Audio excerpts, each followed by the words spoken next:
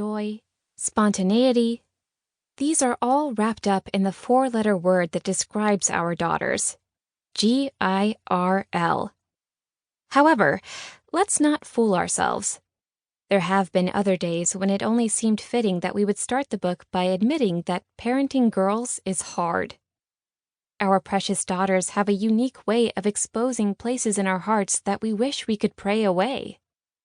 There are moments when the giggles quickly give way to tears, the hugs turn into crossed arms, the discussions become a battle of wills, and we are left with feelings of anger, fear, frustration, and exhaustion, wondering what happened to our little girls and how it all happened so fast. We don't doubt that you can relate to both scenarios, and before we go any further, we want you to know that we get it. We are not always overflowing with joy. Nor will we stop you to tell you how full your hands are and how difficult the upcoming years are going to be. On the other hand, we will gladly sit down with you over your drink of choice and a warm piece of buttery bread, or, in Jonathan's case, a box of hot tamales, to compare notes. We will hug you when she won't, and we will giggle with you over her most recent discoveries in her imaginary world. Just like you, we see and appreciate the beauty and the challenges in both the tears and the laughter. So, how should we start our time together? Let's start with this. Parenting God's girls is a journey. We'd like to invite you to join us on ours. We started this parenting journey as 24-year-olds, married almost a year. By the time we were 29, we found ourselves fumbling along with a brilliant 5-year-old, potty training a 2.5-year-old, and barely surviving life with 2 brand-new infant twins who refused to sleep. And they were all girls. We found ourselves surrounded by 4 daughters and wondering, how did we get here? Our lives were chaotic in those early days, and often still are.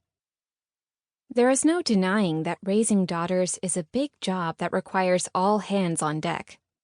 But our responsibility as parents is much greater than serving chicken nuggets, finding shin guards, and counting heads as they enter and exit our minivans.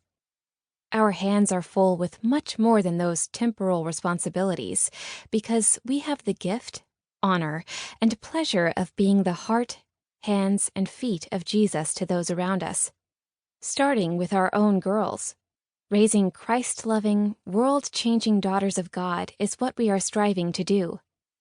And though our hands are full with our responsibilities, we are well aware of the fact that these girls will never fully belong to us. We hold them with an open hand. We hug them tight, but hold them loose because they ultimately belong to the one who made them and has them in the palm of his hand as well. He is their creator, who loves them and who has great plans for their lives. So we do not own them, but we are responsible to be their parents. What we do with the gifts God has given us will make a difference in our world for generations to come. As the perfect parent, God is our example. The Father has loved us so much. This shows how much He loved us. We are called children of God, and we really are His children. But the people in the world don't understand that we are God's children because they have not known Him. 1 John chapter 3, verse 1. The Holy Bible, easy-to-read version. If we are doing our job as parents, which includes plenty of hard work and sacrifice, our girls will readily connect with us as mom and dad. As they know and experience us in our sacrifice and in our work, their relationship with us will become secure, and they will know they are loved. Likewise, that verse is saying that as they know God, experiencing Him in His sacrifice and His work, our girls will come to know that they are God's children and that they are loved by Him. So God has given us not only our beautiful daughters, but also an awesome responsibility. We are the primary tools God wants to use to introduce Himself and His love to our girls. Whether you are a mother or a father, whether you are struggling